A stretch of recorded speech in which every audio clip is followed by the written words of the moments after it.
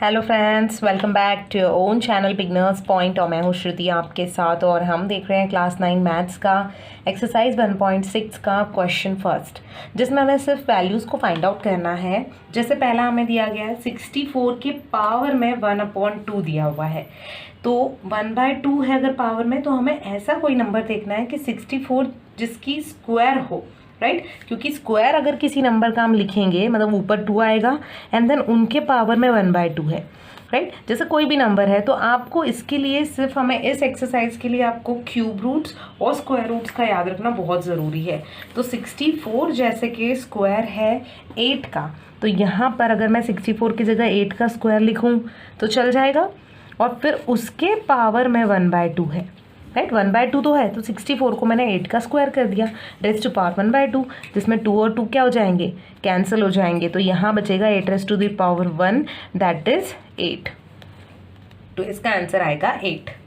Next हमें दिया है 32 and raised to the power 1/5 है, तो हमें ऐसे टर्म्स लिखना है जिसके पावर में 5 आए, या फिर ऐसा कोई नंबर जिसको आप उसी नंबर से 5 टाइम मल्टीप्लाई करोगे तो आपको वो नंबर मिलना चाहिए। जैसे कि 32 है, तो 32 को मैं लिखूंगी 2 इंटू 2 इंटू 2 इंटू 2 इंटू 2। देखिए 2 2 ज़ा 4, 4 2 ज़ा 8, 8 2 ज़ा 16 है, 16 2 ज़ा 32, तो ये मिलाकर 32 हो गया।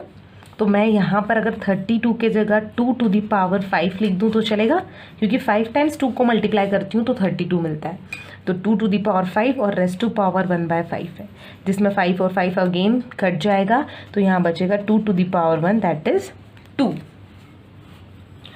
आप अगर 32 जैसे मैंने 2 फाइंड आउट किया, अब आप कहेंगे कि अगर आपको ये नहीं पता कि कौन सा नंबर आएगा, जैसे मुझे पता था कि 2 की रेस्ट टू पावर 5 हम लेते हैं तो 32 आता है।